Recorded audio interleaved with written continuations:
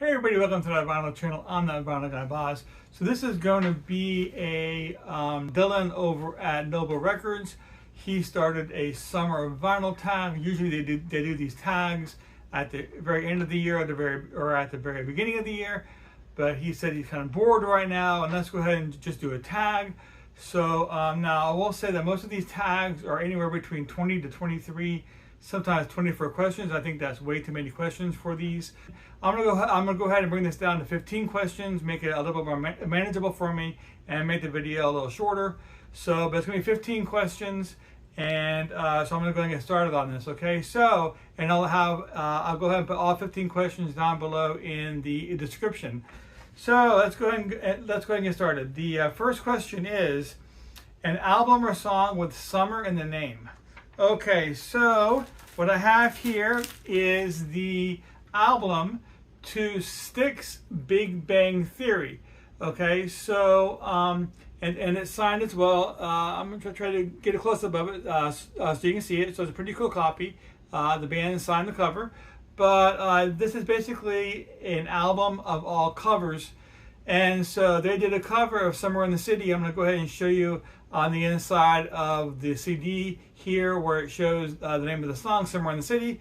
Now, Somewhere in the City was originally recorded or at least put out in 1966 by the Lovin' Spoonful. They're the ones who did the original, but Styx did do a cover of it, and it did appear on this album.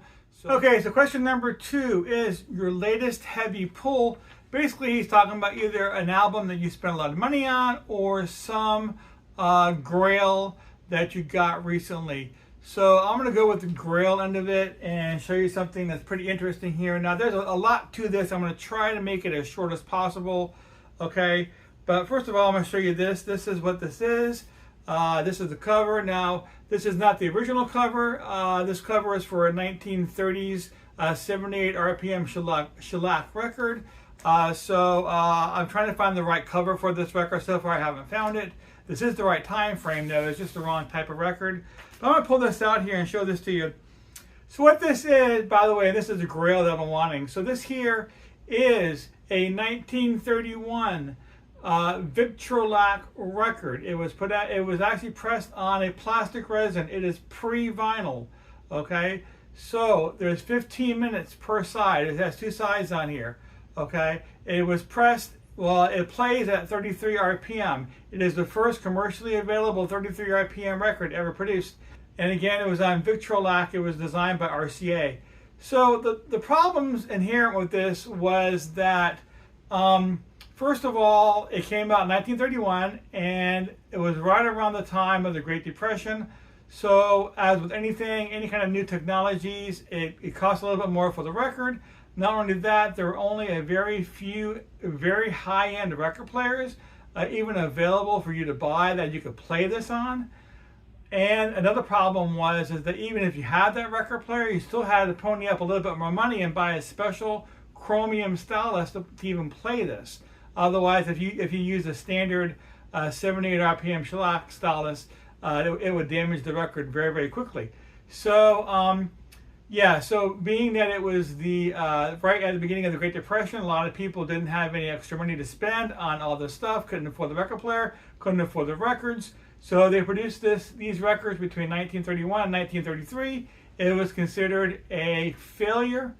They stopped producing them in 1933, but again, this is kind of considered the very first vinyl record produced in 1931, but it's not really vinyl. It is a plastic resin like a vinyl, but it's not PVC. It's made by a material called Victrolac. So it's pretty cool. That's the first side, and this is the back side. And this was the very first one that RCA put out.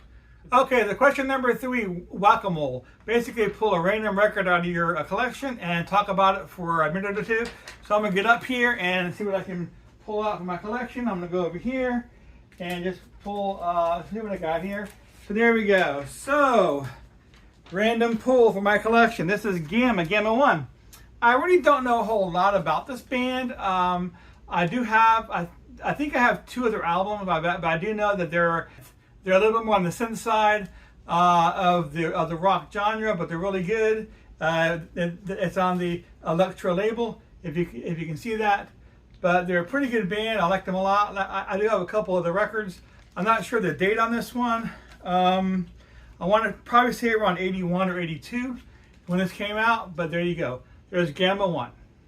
Okay, so moving on to number 4, an album cover with an animal on it. So what I have here is Weird Al Yankovic and his debut album. So this has several animals on the cover, and it's a pretty busy cover. There's a lot of things on it if you look at it. But I spent some time, and I'll tell you right now, it has a frog right here. It has a ladybug over here. It has a monkey over here, and there's a spider over here. There's probably some more animals on here. I bet you if I spent another half an hour looking at it, I'd probably find some more. But those are the ones that stuck out to me. There's that's 4 animals. So, but that's a album. That's an album cover with an animal on it. Actually, 4 animals. Okay, number 5, an album with a great story. I don't know how great this is, but it's definitely a story. So I'm gonna tell you about this. So I'm a big fan of the Chipmunks. I have many of their albums. I also have an original copy of this. But I got wind that they were doing a reissue of this, and it was available on Amazon actually. And someone sent me a link, said, "Hey, Amazon had this for sale. It was around the holidays, selling it for $10, and I had Prime, so it's free shipping." I figured, you know what? And they made it. I pressed it on white vinyl. This is the Christmas with the Chipmunks, Volume 2. So let me bring up the cover so you can get a good look of it, and I'll even show you the back of it because I'm a nice guy.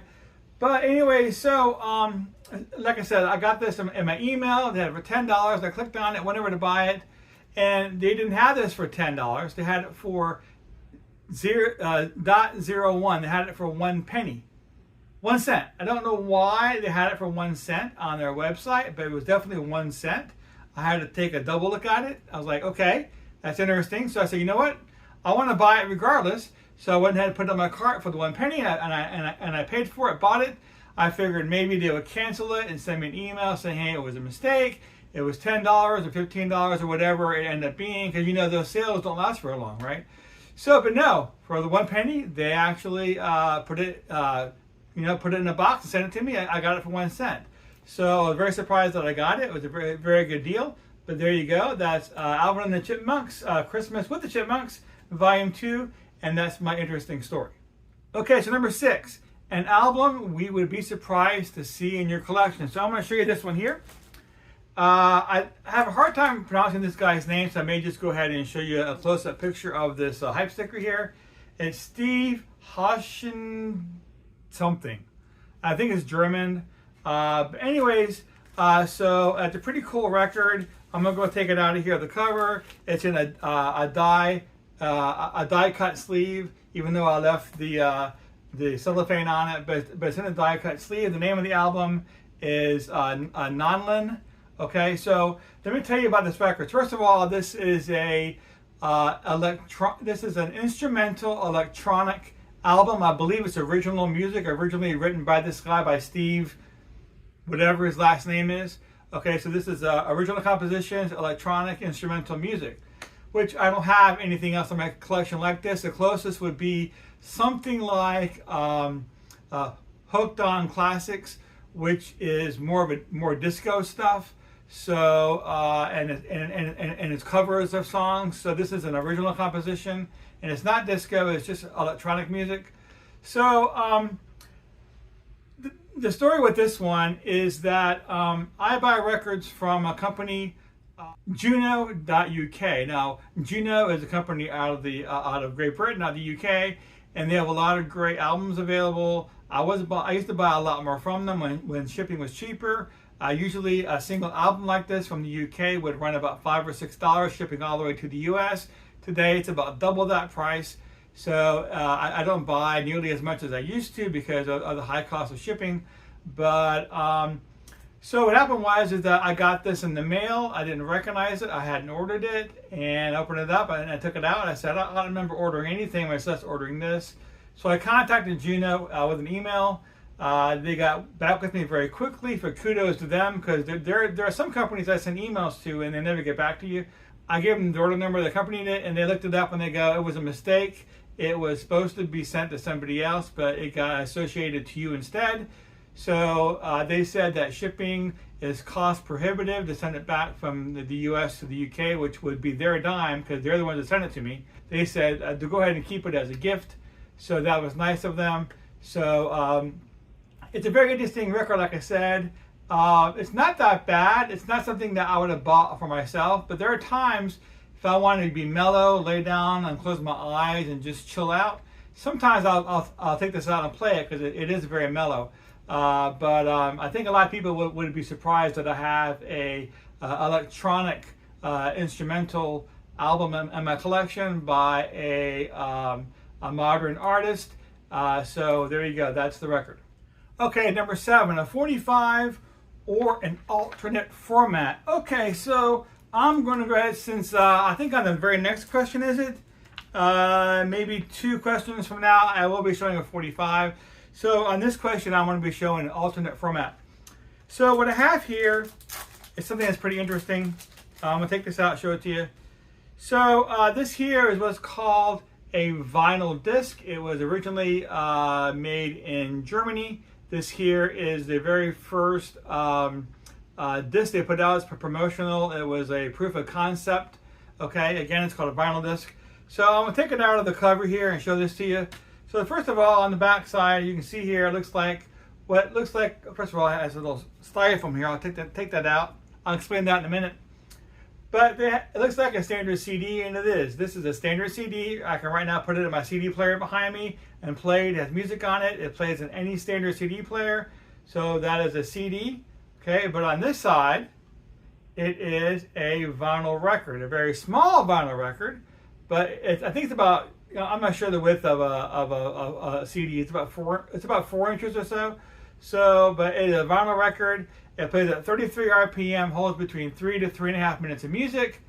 So this here was the very first one. I know that they produced either 20 or 30 of these commercially, different bands, even one for Elvis got put out. And I have another one behind me too. I have one other one that was commercially put out. So, but they didn't press that many of them because it's more of a novelty piece. I mean, you know, you have a record on this side, and you have a CD on this side.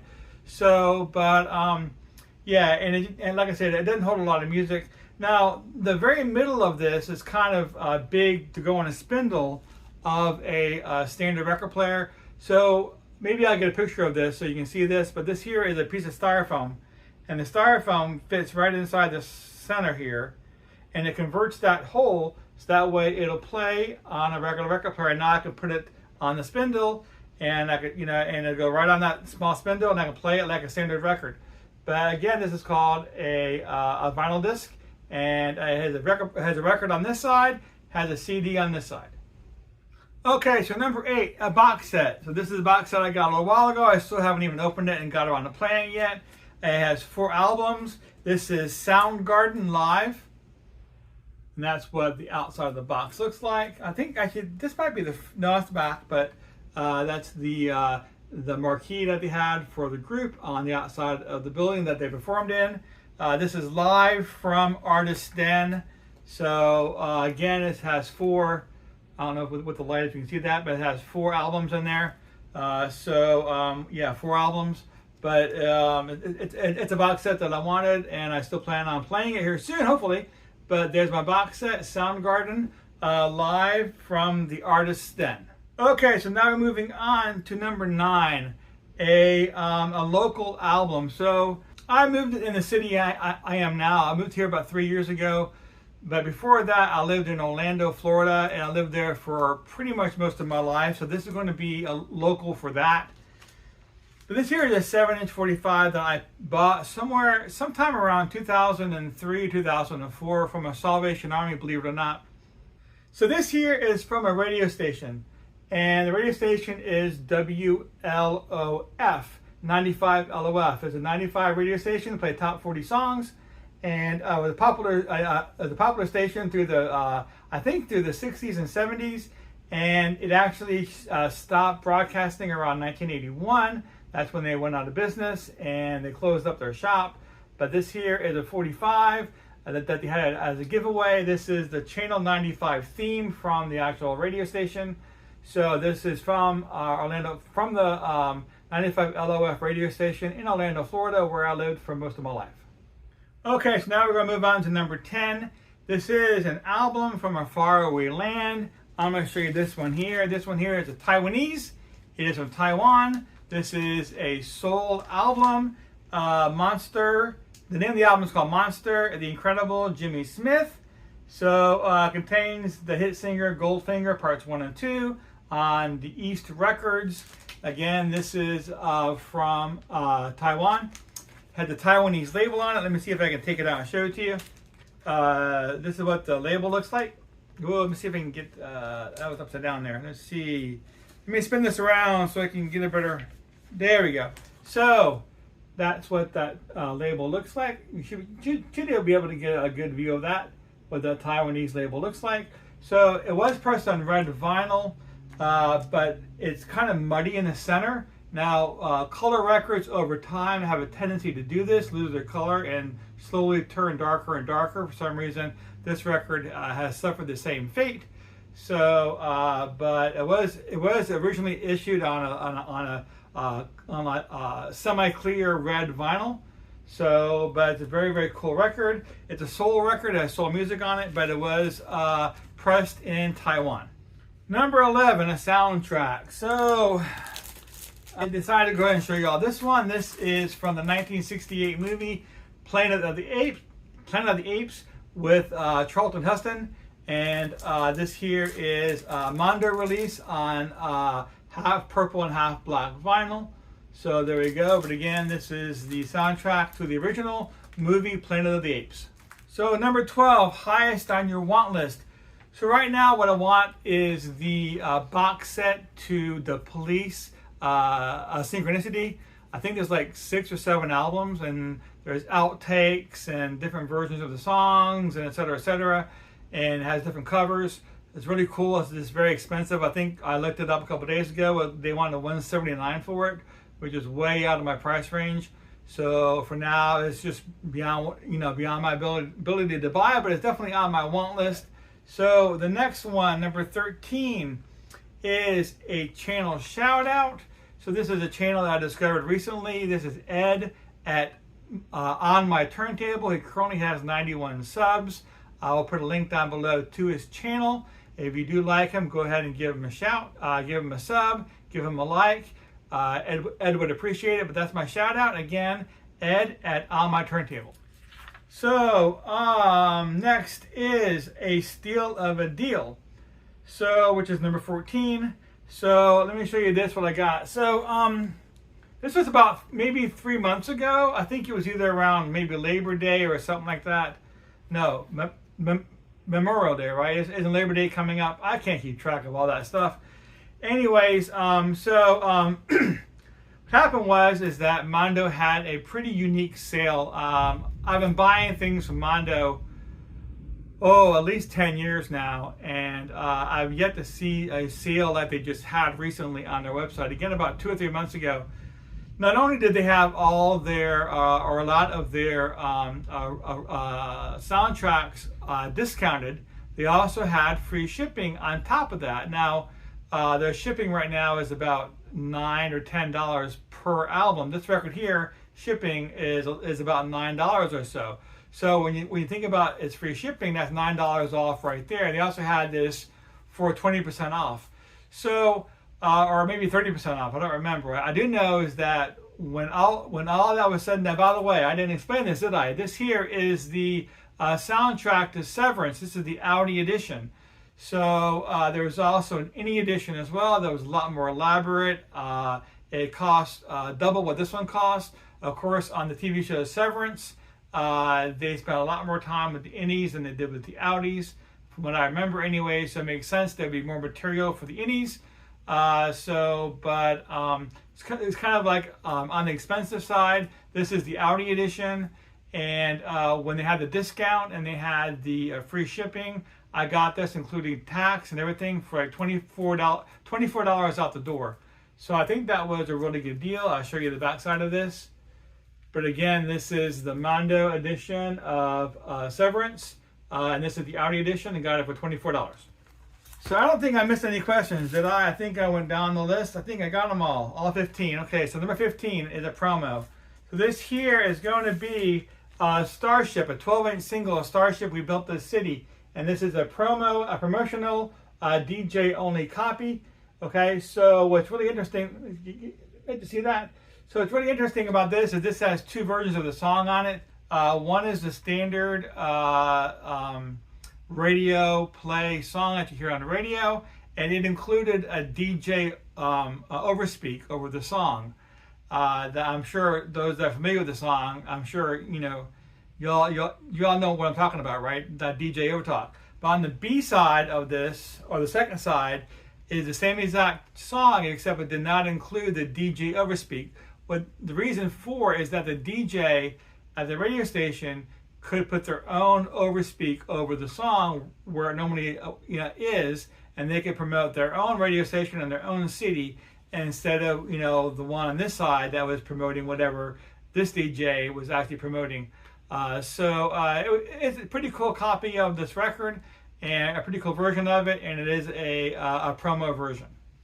Okay, and that's my 15 questions for the summer vinyl tag. Again, I did 15 instead of 20. Try to shorten it down a little bit. I do want to thank everybody for joining me today. If you're not subscribed to my channel, now's a great time. But again, I want to thank everybody, and I'll see you all next time.